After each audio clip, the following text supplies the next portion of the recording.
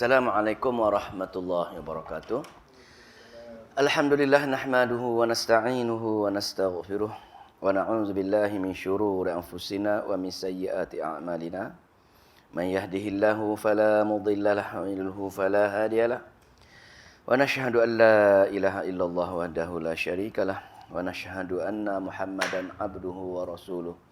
Rabbi syrah li sadri wa yassir li amri wahlul 'uqdatam min lisani yafqahu qawli.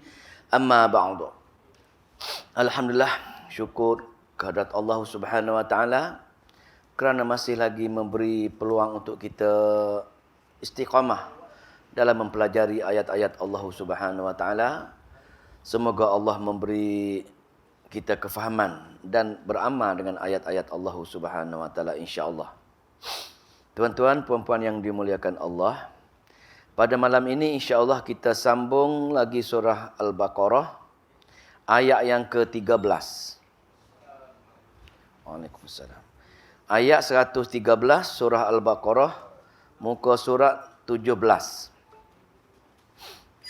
Kita baca, semoga Allah memberi kefahaman kepada kita insya-Allah. Jumpa muka surat 17. Ayat yang ke-113.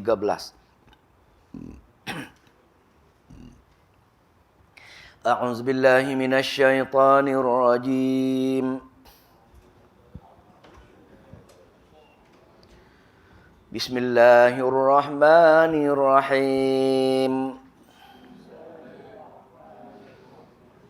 Wa qalatil yahudu laysatin nasara ala syai'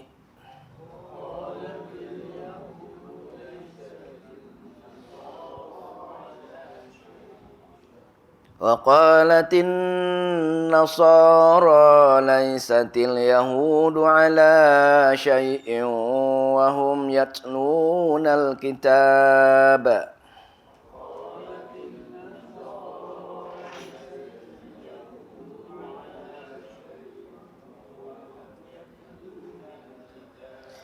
كذلك قال الذين لا يعلمون مثل قولهم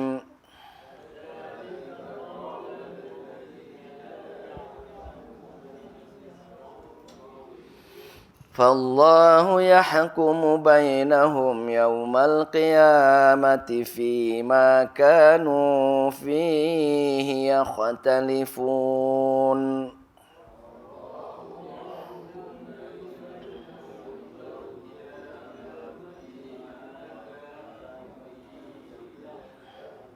Alhamdulillah.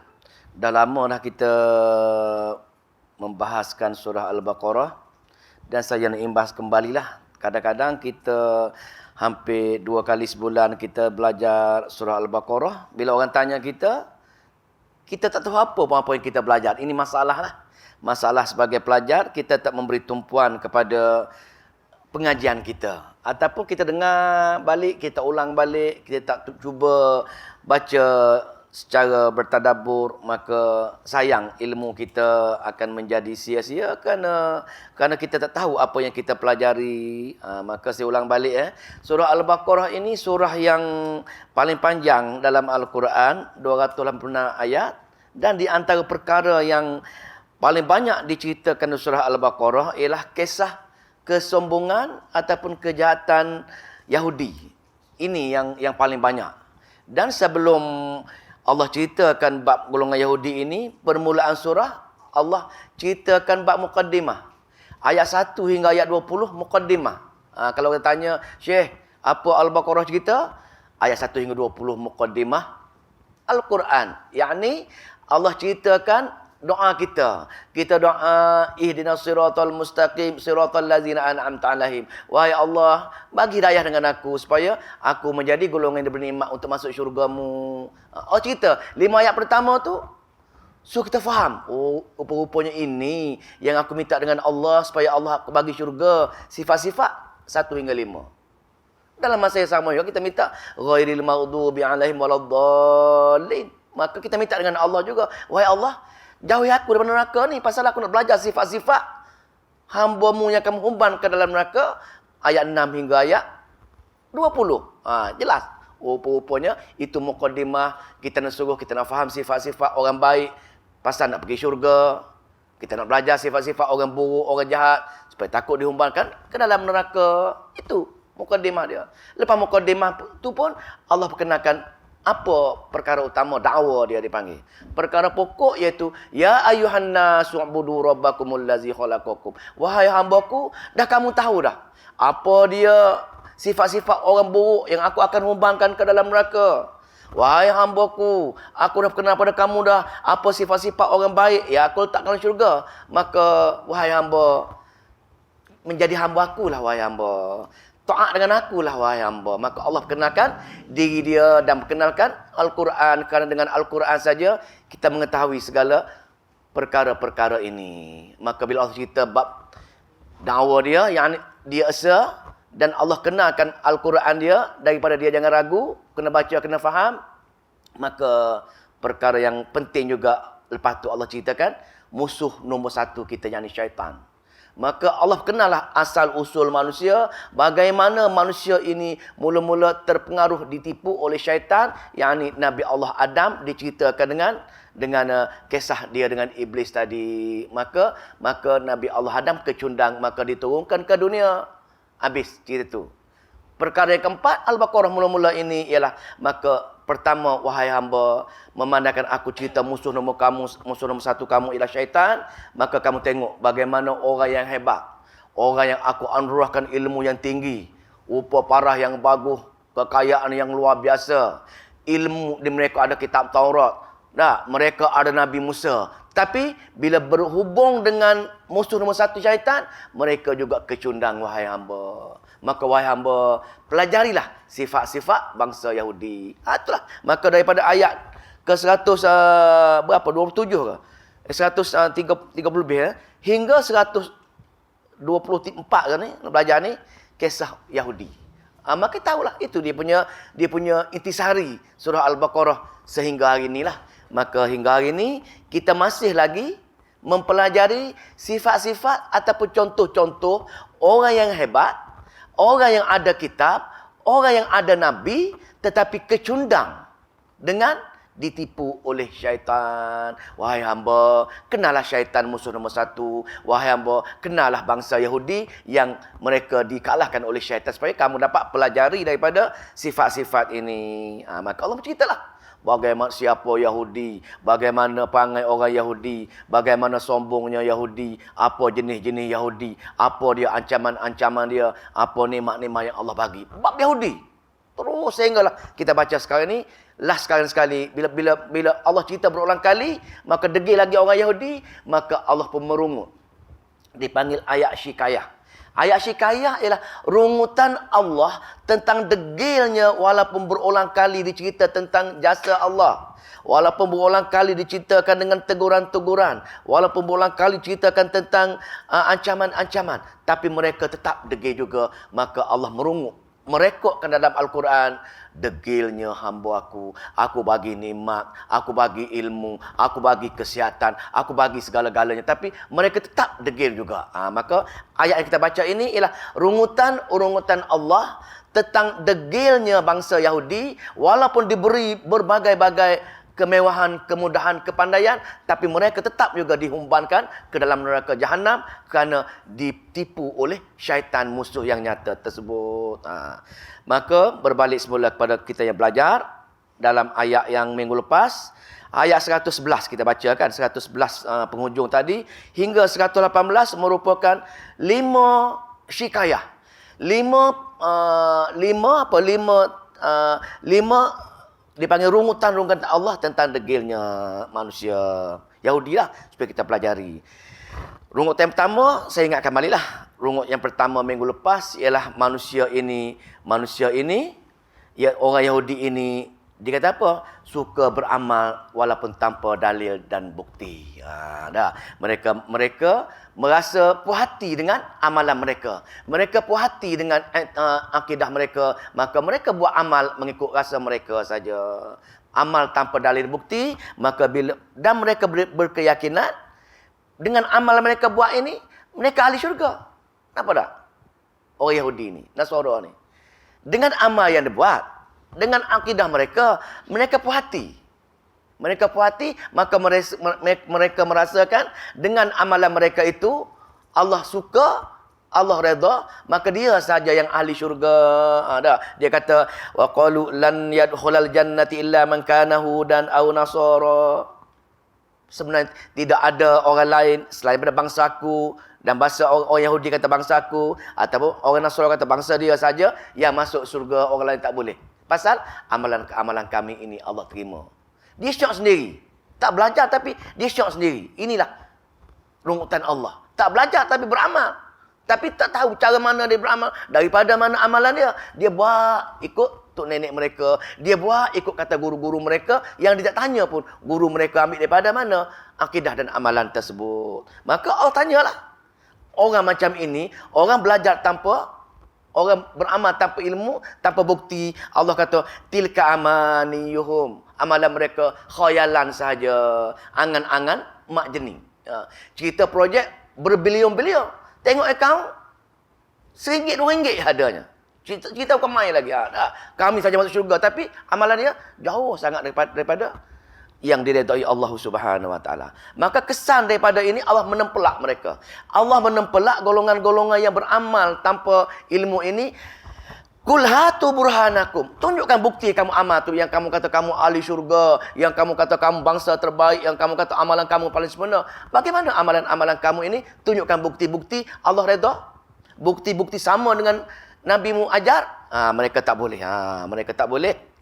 Bila mereka tak boleh, Allah bagi tahulah pada ayat yang 112, sebenarnya syurga ataupun yang Allah redha ini, setiap akidah, setiap amalan mesti ada dalil dan bukti. Tanpa dalil dan bukti, jangan impi nak dapat masuk syurga atas amalan-amalan kita. Bala man aslama wajhahu lillahi wa muhsinun falahu ajruhu inda rabbih. Maka letaklah puhat amananya.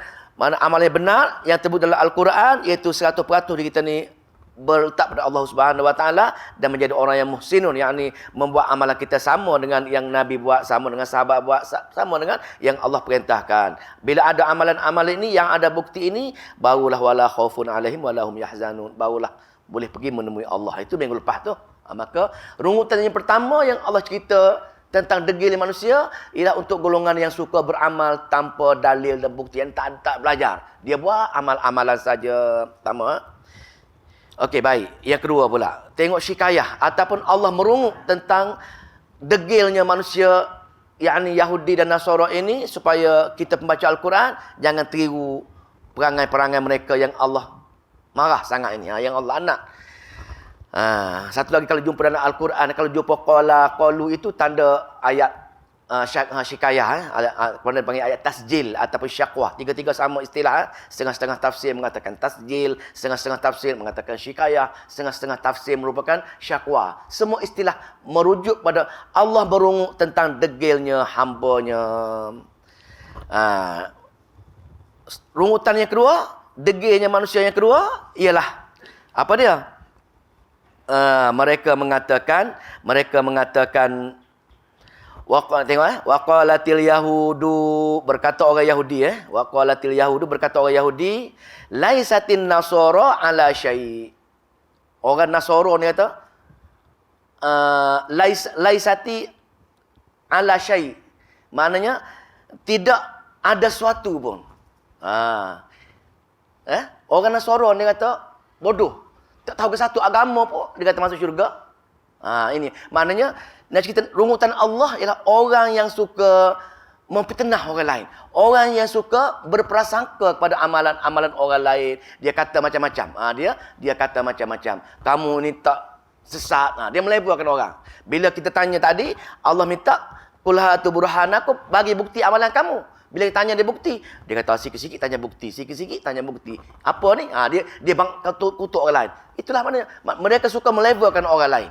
Macam orang Yahudi ni kata, orang Nasara ini laisati ala syai'. Tak tahu apa pegangan agama dia, tak belajar pun, bodoh macam itulah. Hindi kata apa? Kucuhu nahi. Kuch nahi. Betul asyik. Kucuh nahi. Nahi tak ada apa, tak ada ke satu. Eh? Tanya Haji Basir betul-betul tak? Maka lepas tu waqalatin nasara. Orang Nasara pula. Dia kata orang Yahudi pula, laisatil yahudu ala syai'. Orang Yahudi pun tak tahu satu agama pun. Dia saling kata. Pasal dia kata dia saja yang bagus, dia yang sedangkan dia pun tak belajar. Mana bukti ni tak belajar? Tengok Allah katakan. Dia kata orang lain bodoh. Orang lain kata dia bodoh. Sedangkan wahum yatlunal kitaba. Sedangkan mereka tersebut dan mereka sebut yatlunal kitab, telah diberi kitab masing-masing. Ada kitab. Tapi tafsir mengatakan ada kitab pun yang pertama dia tak belajar kitab mereka. Sebab tu dia kata orang lain bila orang minta bukti, dia tak mampu nak bagi bukti, dia kata orang tu sesat. Pasal yang pertama dia ada kitab tak belajar kitab tersebut. Yang kedua, dia ada kitab, dia belajar kitab. Tapi dia sombong, dia kata dia yang baik, dia yang bagus, maka dia tak boleh beri juga. Pasal ada kesombongan tadi, dia tak mengatakan dia di pihak yang benar, tak ikut hasil-hasil kitab mereka. Dua-dua kes, jahil dan sombong, sama saja. Wahum yatlunal kitaba, walaupun ada kitab, golongan pertama dia tak baca kitab mereka, menyebabkan mereka jahil, jadi mereka beramal dengan amalan-amalan yang salah, amalan-amalan bid'ah, perkara-perkara akidah yang syirik, ataupun mereka belajar, mereka baca kitab, mungkin kemungkinan juga mereka sombong, atau mereka tak faham apa yang mereka pelajari, maka mereka tak beramal dengan amalan-amalan yang tak benar tadi, amalan-amalan yang tak ada bukti. Bila minta bukti, mereka menyalahkan orang lain. Kamu bodoh, kamu tak tahu apa-apa, jangan tanya kami. Itu orang yang suka memfitnah ini. Itu dua bangsa yang ada kitab. Apa lagi? Kadzalika, begitulah juga. Siapa dia? Qala allazina la ya'lamu. Orang yang tak ada ilmu pun berkata, orang tak ada kitab pun kata sama juga. Dahlah orang lain ada kitab, dia kata juga. Orang Nasara pun jahil, tak nak tahu apa. Orang Yahudi pun jahil, tengok kami ini. Orang musyrik Mekah. Orang dah bodoh, tak ada kitab. Dia kata orang lain sesat juga.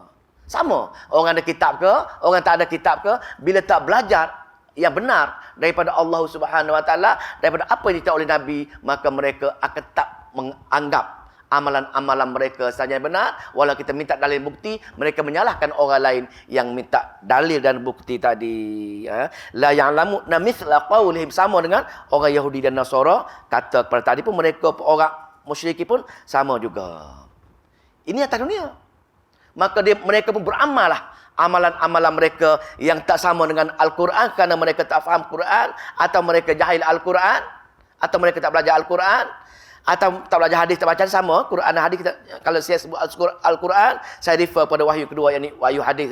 Maka atas dunia, mereka akan beramal dengan amalan mereka, dan mereka tak akan bertaubat. Dan mati dalam keadaan kejahilan tersebut. Apa jadi? Bila mereka mati, Allah kata, golongan-golongan yang suka mengata-ngata orang, golongan-golongan yang suka melevel orang dengan berbagai-bagai fahaman kerana tak sama dengan dia, sedangkan ni, maka Allah kata, fallahu yahkumu bainahum. Maka bila mereka mati saja, dengan segera Allah akan menghukum di antara mereka. Menghukum di antara mereka yang suka melevel orang lain dengan amalan-amalan tak betul. Orang dia kata berbagai-bagai dakwaan lah. Berbagai-bagai dakwaan yang minta dalil bukti tadi, maka mereka, Allah kata, bila hari akhir nanti Allah akan yahkumu, menghukum mereka di antara mereka tadi dengan hukuman amali. Kena tasbih itu. Kita kena terjemah hukuman amali. Kenapa hukuman amali? Di hari akhirat bukan hukuman teori. Pasal teori ini atas dunia. Teori-teori ini Allah bagi Al-Quran dah. Allah bagi Al-Quran untuk kita baca. Dalam Al-Quran dah ada dah. Kalau kamu buat sekian-sekian, kamu jadi sekian-sekian. Kalau kamu buat amalan sekian-sekian, kamu jadi golongan yang aku redha ahli syurga. Membuat sekian-sekian, kamu akan aku humbankan ke dalam neraka jahanam. Dia cerita dah. Amalan A macam ni, amalan B macam ni, akidah sekian-sekian. Itu teori. Teori sepatutnya kita umat, kita yang mengaku Islam, yang ada Al-Quran, yang ada Nabi, telah faham teori. Masalahnya, berapa ramai orang kita yang faham teori dalam Al-Quran? Quran pun jangan-jangan bertadabbur. Baca saja, tapi teori tak faham. Bila pergi menemui Allah, Allah kata apa? Fallahu yahkumu bainahum yaumal qiyamah. Di sana nanti Allah akan hukum. Mereka yang teori pun tak tahu, di akhirat nanti hanya amali. Aku akan hukum mereka. Menghukum kesalahan-kesalahan mereka kerana beramal dengan tanpa-tanpa bukti tadi. Mereka rasa mereka betul tadi. Fitnah pula mengatakan orang lain sesat berbagai-bagai fahaman. Maka disitulah Allah akan balas mereka dengan hukuman amali fima kanu fi yaqtalifun. Maka situlah di sana lagi Allah akan hukum mereka pada hari kiamat dengan hukuman amali fima, tentang kanu apakah yang mereka fihi yaqtalifun, padanya mereka berselisih atas dunia dahulu. Orang kata selepas solat jangan berzikir kuat, dia pergi berzikir kuat. Berbeza kali itu. Bila mana tahu? Bila pergi menemui Allah baru tahu. Ini hadis sahih.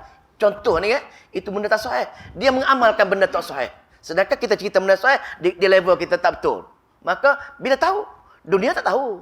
Tak ada orang tahu dunia ni. Bila mati baru tahu. Allah kata, di sana baru akan balas. Mereka akan menemui amalan-amalan mereka. Adakah aku terima, adakah aku tolak amalan mereka. Pergi sana baru Allah hukum. Allah hukum dengan hukum amali. Tapi sana tidak ada sempat nak balik semula, nak memperbetulkan amalan-amalan semula. Pasal di sana adalah merupakan negeri untuk menerima hukuman. Jadi tak tahu, kita belajar teori atas dunia ini. Boleh Itu atas perkara-perkara jelas. Dah semua tahu. Perkara-perkara yang keliru. Perkara-perkara yang jelas, contoh semayang zuhur 4 rakaat, semayang subuh 2 rakaat, itu tak perlulah kita detail, semua setuju. Perkara-perkara yang keliru. A kata macam tu, B kata macam ni, apa tugas kita? Carilah dalil bukti sama ada Quran ke, hadis ke, ada cerita benda tu. Perkara-perkara yang mereka bersengketa keliru, itu kita perlu belajar. Maka kita sepatutnya beruntung duduk di IQI ini, hampir setiap malam kita ada ilmu, ada fiqh, ada tadabbur, ada surah Nabi, semua ada. Tapi sejauh mana kita belajar perkara-perkara ikhtilaf tersebut, semua perkara-perkara yang berbeza di antara, berselisih di antara hadis, antara fiqh, apa-apa ilmu lah, itu tuntutan dia. Maka ini merupakan rungutan Allah tentang degilnya manusia yang suka tak belajar dan beramal dengan ilmu-ilmu tok nenek mereka zaman dahulu lagi. Apa yang mereka belajar darjah 3 zaman dahulu, itulah yang mereka amalkan sehingga nak mati ni. Sehingga 80 tahun umur ni, macam tu juga dia punya bentuk-bentuk amalan mereka. Maka hati-hati hati-hati dengan rungutan Allah. Pasal Allah merungut, maknanya Allah memberi amaran kepada kita pembaca Al-Quran, jangan kamu termasuk golongan yang bangsa yang menjadi rungutan Allah Subhanahu wa taala. Habis, pergi kepada syikayah yang ketiga. Rungutan Allah yang ketiga pada ayat yang 114. Apa rungutan Allah lagi? Rungutan ini ialah rungutan, saya kasarnya, orang berebut nak ada kuasa agama, tapi dia tak buat hak tersebut. Ini berat ni. AJK masjid je kesuara kena ni. Setiap kali pertandingan nak jadi nazir masjid, nak jadi AJK masjid. Tapi di masjid, di surau mereka tak melaksanakan hak-hak arahan Allah. Ini Allah merungut juga. Pasal apa merungut? Di kalangan orang Nasara, di kalangan orang Yahudi zaman dahulu, satu guru-guru yang kontrol Masjid Al-Aqsa ini, mereka halang orang-orang yang benar nak pergi beribadat di masjid mereka. Begitu juga di Masjidil Haram. Ketika Nabi mula-mula menerima Islam, orang-orang Quraisy tak bagi Nabi masuk masjid. Kalau orang Islam masuk masjid, mereka letak najis-najis binatang, mereka letak perut-perut unta ke atas leher, mereka cekik leher, berbagai-bagai halangan mereka menghalang untuk orang yang benar pergi mengajar di masjid, ibu sekali masjid, yakni Masjidil Haram. Sama konsep dia. Dan sekarang pun sama. Sesiapa yang menghalang orang lain nak mengajar kebenaran masjid atas surau, ini ayat untuk mereka. Tengok kita baca ni. Rungutan Allah tentang orang yang menyekat penyebaran yang benar hak dalam ayat-ayat Al-Quran. Wa man azlamu mimman mana'a masajidallah. Dan siapa yang lebih zalim? Tengok ni Allah kata ni. benda-benda yang paling-paling zalim. Jadi Allah tanya, siapa yang lebih zalim? Wa man azlamu mimman mana'a masajidallah. Orang yang mencegah masjid Allah, rumah-rumah Allah. Siapa yang lebih zalim daripada orang yang mencegah rumah-rumah Allah, surau masjid lah maksudnya. Untuk apa? An yuzkara fi hasmuhu, untuk disebut-sebut nama Allah di dalamnya, untuk disebut tentang ilmu tauhid, ilmu akhirat, ilmu sunnah, ilmu Al-Quran. Dihalang perkara-perkara ini dengan tidak diberi tauliah. Nabi itu tak bagi tauliah, lepas tu dia lari. Jadi bagaimana cara Nabi buat? Tak ada pilihan. Nak mengembangkan Islam tapi tetap kena baca ayat Allah kepada kaum dia. Maka Nabi pun carilah rumah-rumah sahabat dia. Tafsir memberi contoh, dia kata di pada satu rumah Arqam, namanya Darul Arqam lah, rumah Arqam. Arqam ini sahabat Nabi yang bawah 10 lah. Ada mengatakan yang ke-7 masuk Islam, ada mengatakan yang ke-10 masuk Islam. Arqam bin Abi Arqam. Kita ambil bukan Darul Arqam kita ni. Darul Arqam sahabat Nabi dulu. Dia ni sahabat dan dia ahli Badar, dan dia mati ketika umur 80 tahun zaman Sayyidina Abu Bakar dia wafat. Maka rumah dia memandangkan tak dibenarkan mengajar ayat Quran di Masjidil Haram, maka Nabi tak ada pilihan. Dia berbisik-bisik dengan kawan-kawan dia, okey nak mengaji, masuk Darul Arqam, rumah Arqam, nak belajar dengan Nabi cerita apa?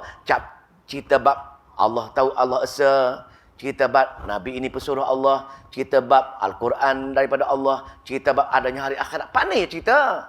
Di Mekah 4 perkara ni pokok. Dalam Al-Quran pun 4 perkara pokok. Allah memperkenalkan diri dia, Allah memperkenalkan Nabi dia, Allah memperkenalkan Al-Quran daripadanya, dan Allah memperkenalkan hari akhirat. 4 perkara pokok ini diulang-ulang dalam Al-Quran. Jadi bila kita yakin dengan 4 perkara ini, maka kita tak akan dikecewakan dengan berbagai-bagai tipuan lagi. Maka Nabi pun berbisik-bisik dengan sahabat-sahabat dia pasal arahan mesti sebarkan ayat Allah. Tidak ada pilihan.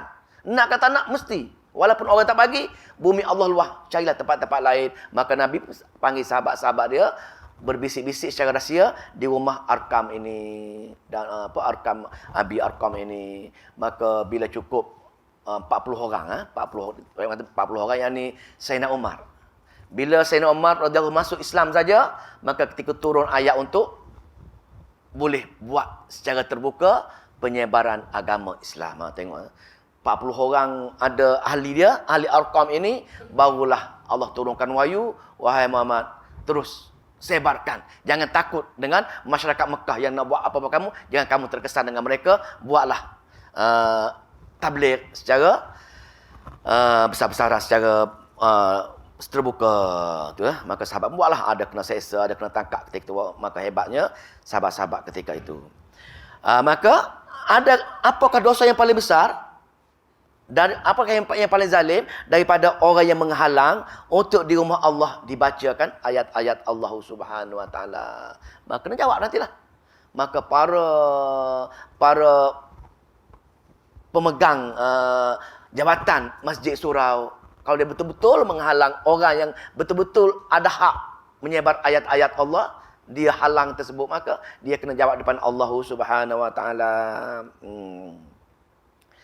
Ulaika ma kana lahum, sepatutnya ulaika, oleh itu sepatutnya orang-orang yang nak masuk masjid daripada orang-orang kaki tak betul tadi, dia halang orang lain tadi, sepatutnya ulaika ma kana lahum an yadkhuluha illa khaifin. Sepatutnya mereka nak masuk masjid tadi, mereka masuk dengan rasa takut pada Allah Subhanahu Wa Taala. Pasal ini rumah Allah Subhanahu Wa Taala dah. Mereka tidak patut bagi mereka lah an tadkhuluha, memasuki Masjidil Haram, illa khaifin, sepatut kecuali dengan perasaan takut dengan Allah. Jadi tidak ada sebab mereka untuk halang orang lain dalam menyebar ayat-ayat Allah dalam rumah-rumah Allah. Maka nak cerita di sini ya, rumah Allah ini usahakan duduk dalam. Nak masuk pun kita kena ada perasaan takut dah.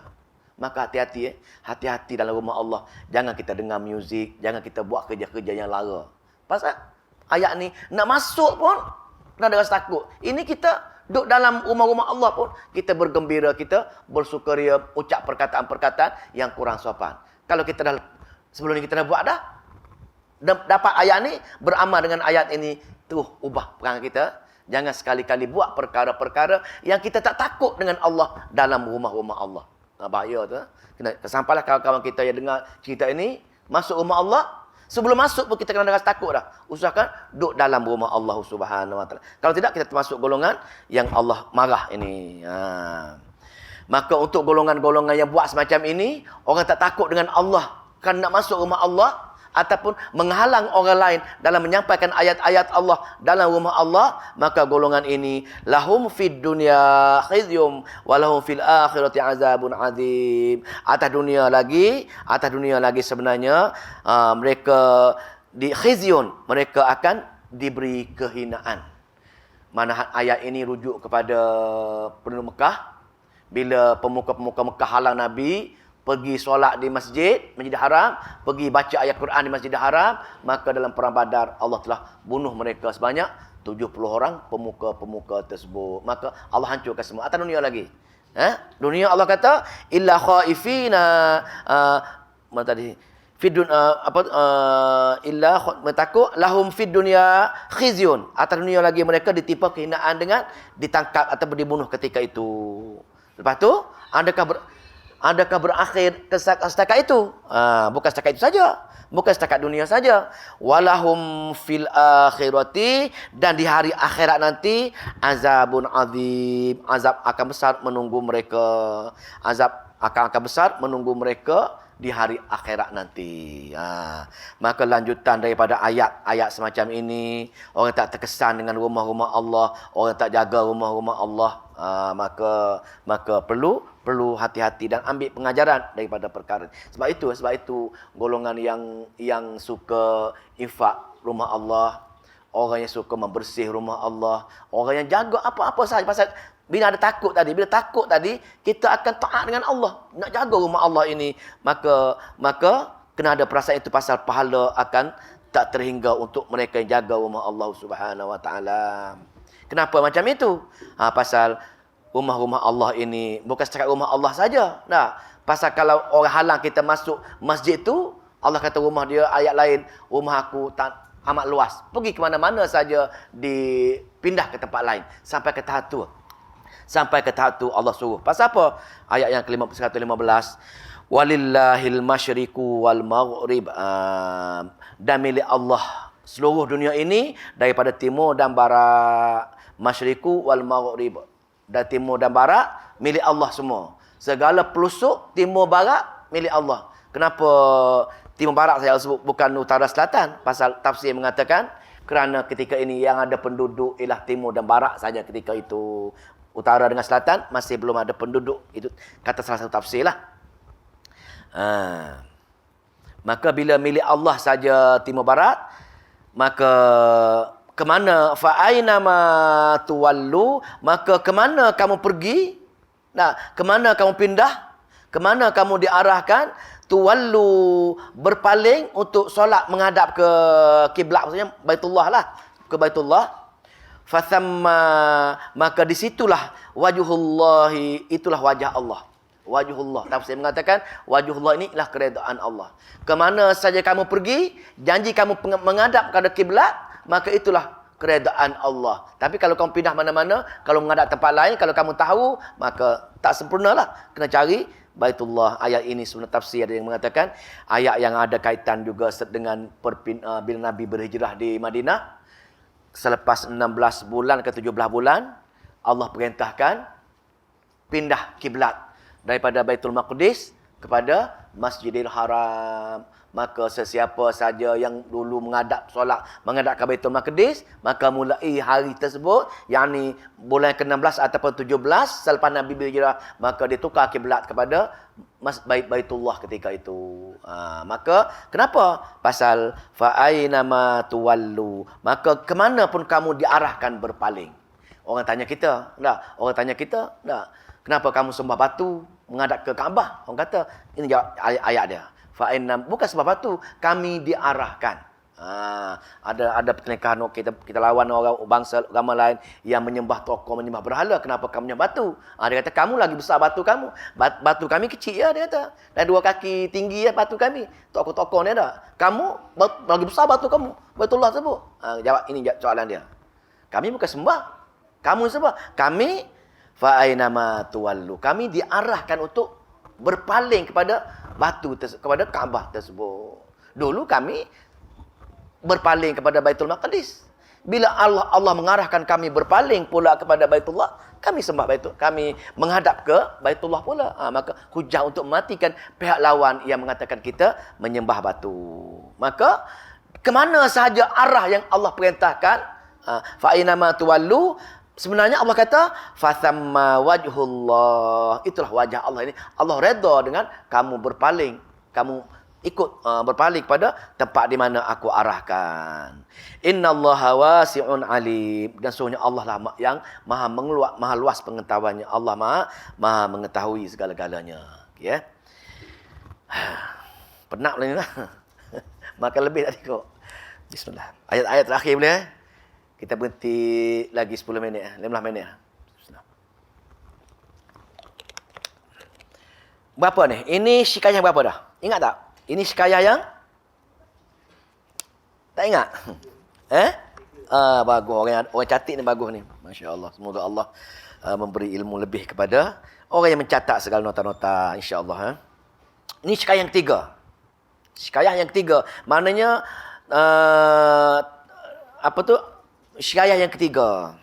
Rungutan Allah yang 3. Wa qalu takhadzallahu walada. Mereka dan mereka mengatakan ittakhadzallahu, mereka mengambil Allah ada anak, walada ada anak. Sebenarnya syikayah ini ataupun rungutan ini ialah golongan-golongan yang memakmurkan masjid tadi, golongan-golongan yang memakmurkan Masjidil Haram tadi. Kenapa ni? Dia buat perkara-perkara, dia mengatakan Allah ada anak. Anak ini definisi bukan anak. Anak ini naib, pembantu. Semua orang tahu Allah esa satu je.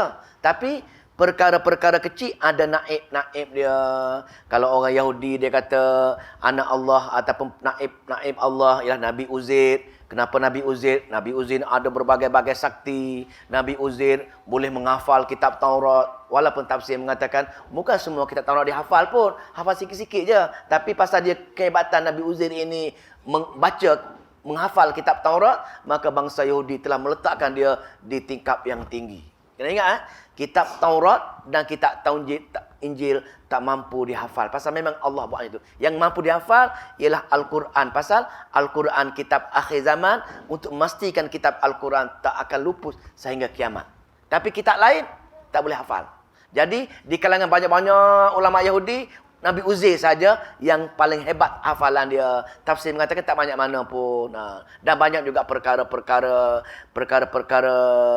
dikatakan ilmu Nabi Uzair. Sebagai contoh, ketika tafsir mengatakan ketika berjalan di runtuhan kota-kota di Palestin kan, dia rasa bagaimana runtuhnya kota Palestin ini, siapa nak repair balik, tiba-tiba Allah matikan dia kan. 100 tahun dengan dibawa naik kuda tadi dah, dengan naik kuda dia bawa makanan tadi, biasa 100 tahun Allah hidupkan balik nasi makan dia tak basi lagi. Itulah kelebihan mujizat yang Nabi Uzair ada. Maka orang Yahudi mengatakan ini hebat ini naib, ini pembantu Allah. Maka kalau nak minta doa, nak minta apa-apa, kena minta dengan Nabi Uzair. Maka Nabi Uzair akan bagi tahu Tuhan, wahai Allah, ini bukan calang-calang, ini kawan aku, tolong bagi sikit pengampunan dengan dia. Dia menjadikan Nabi Uzair sebagai anak, sebagai naib, sebagai pembantu, sebagai orang yang sebagai dipanggil perantaraan. Begitu juga dengan bangsa Nasara. Mereka menjadikan Nabi Isa sebagai perantara. Dia kata pasal apa? Nabi Isa ni hebat. Lahir tak ada bapa. Lepas tu dia kecil lagi berbagai-bagai mukjizat. Lepas tu dia berkorban atas agama dia. Maka kalau dia rapat dengan Allah, dia anak Allah. Maka kalaulah kita ada masalah besar-besar sekalinya, kita nak minta dengan Allah, kita ini kotor, maka kita mintalah dengan Nabi Allah Isa. Nabi Isa minta, wahai Allah, ini kawan aku ni, maafkan sikit. Kononnya dia kata macam tu, maka dengan perantaraan Nabi Isa, kononnya doa mereka tadi cepat makbul.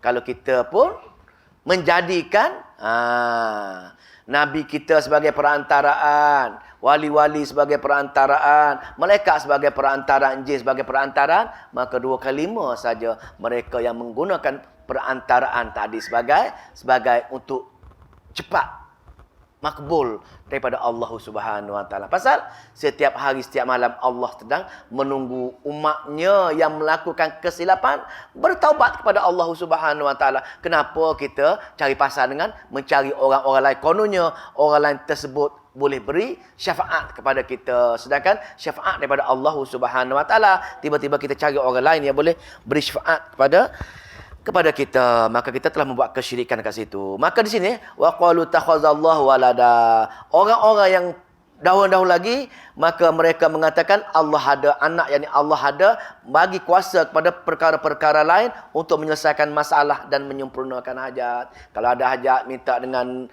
perantara ini, selesai hajat. Kalau ada masalah, minta dengan perantara ini, perantara akan minta dengan Allah, selesai sempurna hajat mereka. Dah. Atas tu kita baca iyyaka na'budu wa iyyaka nasta'in. Hanya kepadamu kita berikrar. Hanya kepadamu saja wahai Allah aku menghambakan diri.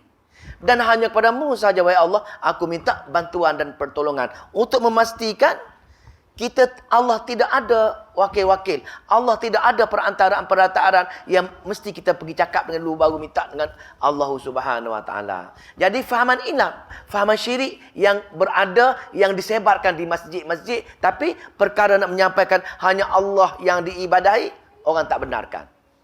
Nampak tak? Allah nak ceritanya, di masjid-masjid orang yang mengajar macam ini, orang yang menggunakan teori-teori Allah ada anak, buat perkara-perkara tak sahih daripada Nabi, buat perkara-perkara hadis-hadis palsu, dia mengajar di surau masjid. Tapi orang nak mengajar hanya hadis sahih, hanya Al-Quran, hanya sunnah boleh ni, mereka blok, mereka tak dibenarkan. Sama konsep dia. Maka wa qalu takhazallahu, mereka mengatakan Allah ada anak untuk mereka melakukan perkara-perkara kesyirikan tadi. Maka Allah jawab, Subhanahu, maha suci dia. Maha suci Allah daripada beri kuasa kepada selain daripada dia. Maha suci Allah daripada melantik ejen-ejen bagi pihak hamba-hambanya yang lain. Pasal apa? Pasal hanya dia sajalah iyyaka na'budu wa iyyaka nasta'in tadi dah.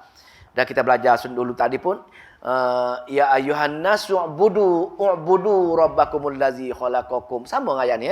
Maka wahai manusia, menghambakan dirilah, beribadatlah kepada Allah kerana Allah menciptakan kamu. Maha suci Allah daripada ada makhluk-makhluk lain yang setara dengannya, ataupun ada makhluk-makhluk lain yang kamu boleh bergantung harap dengannya atas perkara-perkara luar asbab. Ballahu ma fis samawati wal ardi, bahkan miliknya lah segala apa yang ada di langit dan bumi. Bukan setakat tu saja. Segala langit dan bumi ini milik aku. Maknanya segala makhluk-makhluk jin, malaikat, nabi, geng-geng mana-mana sekalipun dimiliki oleh Allah Subhanahu Wa Taala. Dia makhluk-makhluk Allah. Tiba-tiba kamu pergi minta dengan dia. Kenapa kamu tak minta dengan aku, wahai hamba? Kullun lahu qanitu. Hamba-hamba aku tadi, makhluk-makhluk yang aku ciptakan semua tadi, sebenarnya kullun lahu, masing-masing kepadanya lah qanitu. Mereka akan tunduk, takut, taat. Tapi tiba-tiba kamu pergi minta, kamu perlu pergi beribadah dengannya. Boleh? Maka itulah maknanya tak boleh buat perkara-perkara syirik, tak boleh buat perkara-perkara bid'ah dalam masjid surau. Pastikan setiap kita nak baca hadis, nak baca Quran berdasarkan tafsir yang muktabar dan berdasarkan hadis yang sahih. Itu maksudnya. Kalau tidak, menjadi macam rungutan Allah Subhanahu Wa Taala. Dia buat khurafat, dia buat syirik, dia buat bid'ah dalam masjid. Tapi orang lain nak mengajar yang benar, dia tak benarkan. Itu maksudnya degil, zalim manusia ini. Maka Allah buatlah dalil akli dia tentang kehebatan dia. Allah kenalkan diri tentang, bila Allah kenalkan tentang dia maha suci, tidak ada makhluk-makhluk lain yang setara dengannya, tidak ada yang kita boleh ibadahi, yang boleh ambil sifat-sifat, hanya Allah Subhanahu Wa Taala. Kenapa? Pasal badi'u, maka dialah pencipta. Badi' ni ialah cipta tanpa tengok, cipta tanpa tengok contoh. Orang dah buat kereta tengok contoh. Tapi Allah tak. Allah buat manusia tidak ada contoh pun manusia sebelum itu. Allah nak buat bumi. Memang tak ada bumi pun ketika. Tapi Allah buat benda yang betul-betul baru. Betul-betul yang tidak ada permulaan. Itulah Allah. Badi'us samawati wal ardi. Dialah pencipta yang mula-mula tak pernah tengok. Tak ada sebelum itu lagi pun. Langit dan bumi. Kenapa dalam Al-Quran tengok sikit-sikit Allah cerita, aku cipta langit, aku cipta bumi, aku miliki langit, aku miliki bumi. Kenapa kita fikir? Pasal untuk akal manusia terutamanya yang mula-mula terima Al-Quran dan kita pun Allah nak ceritanya hebatnya dia pasal dia mencipta benda yang akal manusia tengok, benda yang paling besar. Benda yang paling kukuh. Itu maksudnya. Maka orang tengok besarnya langit, tapi kita tak nilai. Itu mata kita ni. Kita tak nilai hebatnya langit, hebatnya bumi. Pasal kita tak tengok benda tadi dengan perasaan, dengan kenal Allah. Kita tengok ala kadar je. Tengok, langit, bumi. Macam tu je. Tengok nak hujan, gelapnya langit nak hujan. Tengok bumi, banyak hujannya banjir. Itu je. Kita tengok tentang kebesaran Allah. Sedangkan baca surah Al-Mulk, tengok kali pertama, tengok kali yang kedua, tengok kali yang ketiga langit. Betapa sempurnanya ciptaan. Kenapa? Allah nak wujudkan besarnya, hebatnya kudrat, besarnya jasa Allah buat langit, buat bumi untuk kita. Jadi, untuk pembaca-pembaca Al-Quran yang tengok langit dan tengok bumi daripada nilai Allah Subhanahu Wa Taala, maka kita rasa kagum dengan kehebatan Allah pencipta langit dan bumi tersebut.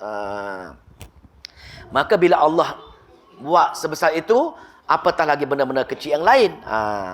Lepas tu wa iza qada amran, dan apabila dia menetapkan satu perkara, bila letak satu perkara amran fa innama yaqulu, maka sungguhnya hanya dia berkata. Di ini ada takdir. Ini bukan dia berkata tau. Di sini dia takdir kat sini, dia iradat dia. Nak buat benda ni Allah ceritakan dengan iradat dia saja, dia nak benda tu terus berlaku. Nak buat manusia, terus berlaku manusia tu. Betapa cepat dengan iradat Allah, terus berlaku benda tu. Nak cepat nak ceritanya betapa iradatnya dia, maka ungkapan kat sini fa innama yaqulu lahu, maka sesungguhnya dia berkata, bukan dia kata macam tu.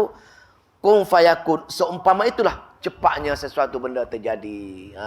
Mana bukan kata nak buat benda tu, kena kata kun fayakun. Tak boleh. Bukan macam tu. Nak ceritanya iradat dia saja terus menjadi apa yang Allah qasatkan tadi. Jangan ambil ilmu kun fayakun ni. Nak tumbuk orang pun kun fayakun. Tumbuk dia. Jadi pensang dia. Tak boleh. Dia kun fayakun inilah ungkapan untuk menceritakan tentang iradatnya Allah Subhanahu Wa Taala. Sebab tu bila kita nak beramal dengan air, masa-masa kita berdoa kan, wahai Allah, ya Allah, ya Tuhanku, aku tahu iradatmu terlalulah cepat. Mintalah. Aku tahu tidak ada orang lain sekuat iradatmu. Bila kamu nak berlaku benda itu, kamu nak kabulkan permohonan, kamu nak selesaikan masalah, kamu nak sempurnakan hajat, kamu iradat saja terus berlaku benda itu. Maka wahai Allah, kurnialah kepada aku sekian masalah-masalah yang aku hadapi. Sempurna kepada aku hajat-hajat yang aku nak, wahai Allah. Pasal kamu ada kekuatan tadi. Itu sepatutnya cara berdoa, cara yang sebenar bila kita benar beramal dengan ayat-ayat kudrat dan iradat Allah Subhanahu Wa Taala. Ayat 111 tu ayat dah sambung sikayah yang kelima lah tu. Kita stop saya keempat lah. Tu yang kelima. Sikayah terakhir 118, panjang sikit huraian dia. Kita stop sampai syikayah yang keempat. Dalam Quran dan surah ini ada 5 syikayah, 5 rungutan Allah. Lepas syikayah ni habis ni. Lepas syikayah, lepas Allah merungut tentang degilnya bangsa yang telah ditipu oleh syaitan ini, maka lepas ini Allah akan ceritakan tentang teguran pula. Wahai bangsa Yahudi, ingatlah nikmat-nikmat yang Allah beri kepada kamu. Patut tutup. Itu penutup. Allah memperkenalkan bangsa Yahudi. Maka masuk bahagian kedua, Allah memperkenalkan nabinya pula. aku utuskan Nabi Muhammad daripada keluarga Nabi Ibrahim, keluarga Nabi Ismail. Dia mereka buat Kaabah, mereka buat semua sekali akan cantikkan dakwah yang kedua, yakni risalah ataupun nak membenarkan kerasulan Nabi. Dakwah yang pertama dah belajar dah, iaitu tentang dakwah Allah Tauhid, Allah Esa, dah habis dah. Jadi masuk dakwah yang kedua lepas apa tu syikayah mengenai kedegilan bangsa Yahudi ini, maka Allah buat dakwah yang kedua bahawasanya Nabi adalah benar daripada Allah Subhanahu Wa Taala. Kenapa kamu Yahudi menolak kehadiran Nabi Muhammad sebagai Nabi akhir zaman, sedangkan dia juga daripada keturunan kamu ini, keturunan Nabi Allah Ibrahim, daripada jalur Nabi Allah Ismail. Kamu daripada jalur Nabi Ishaq. Maka wahai pembaca Quran, terimalah Nabi Muhammad pun sama juga dengan keturunan Nabi Allah Ibrahim. Allah ceritalah Nabi Ibrahim sekian. Jadi baru nampak, oh macam ni Quran. Nampak dia punya korelasi. Dia punya hubung kait di antara ayat pertama hingga ayat 286 dalam surah Al-Baqarah. Kalau kita betul-betul mengayati, nampak. Orang tanya, apa surah Al-Baqarah cerita? Kita cerita, cerita tentang muqaddimah, cerita tentang Allah Esa, cerita bab Al-Quran, cerita bab bangsa Yahudi, cerita bab Nabi Muhammad, cerita bab umur munazimah. Stop, habis. Itu je. 6-7 perkara pokok dalam surah Al-Baqarah. Maka bila kita baca Al-Baqarah, bila tuan imam baca Al-Baqarah dalam bulan Ramadan ke, kita boleh hayati semua sekali. Apa yang imam baca tentang Al-Baqarah, kita boleh penuh dan berdoa ketika itu. Bila cerita bab kejahatan Yahudi, wahai Allah jangan jadi aku seperti orang Yahudi. Cerita bab Nabi Muhammad, wahai Allah aku sayangnya Nabi aku. Semua sekali kita boleh kaitkan dengan solat-solat orang baca, dengan apa doa kita ketika itu, dengan syarat kita betul-betul faham apa ayat 1 Al-Baqarah hingga ayat 286 surah Al-Baqarah. Maka insya-Allah benda amat mudah kalau kita mengulang-ulang memahami apa yang Allah nak ceritakan dalam surah Al-Baqarah. Walaupun perkara besarnya tentang orang Yahudi, tapi dalam masa yang sama Allah akan selitkan perkara yang paling penting, Allah Esa, Nabi dia, diutus oleh dia, dan adanya hari akhirat yang besar untuk kita pergi menemui pada hari akhirat. Wallahu ta'ala alam. A'udzubillahi minasyaitonir rajim. Bismillahirrahmanirrahim.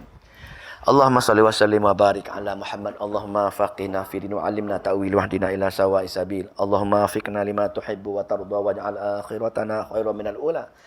Radina billahi rabban wa bil islami dina wa bi Muhammadin nabiyya wa rasulah. Allahumma aj'al Qur'ana hujjatan lana ya arhamar rahimin wa taj'al lana Qur'ana hujjatan alaina ya rabbal alamin. Rabbana atina fid dunya hasanah wa fil akhirati hasanah wa qina azabannar. Walhamdulillahi rabbil alamin. Assalamualaikum warahmatullahi